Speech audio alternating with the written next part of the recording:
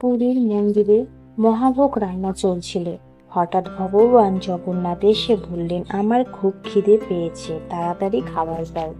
কিন্তু তখন ভোগ তৈরি হচ্ছিল। রাঁধুনি খুব ভয় পেয়ে গেল। মহাভোগ তৈরি হতে সময় লাগছিল।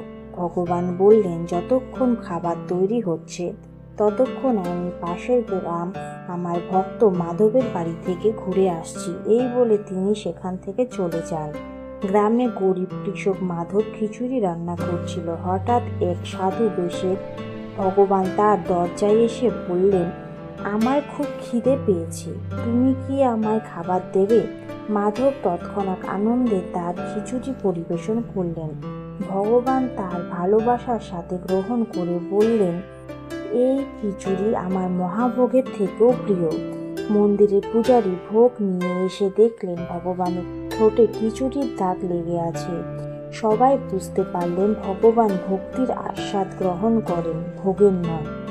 সবাই কমেন্টে জয় জগন্নাথ লিখে যাবেন।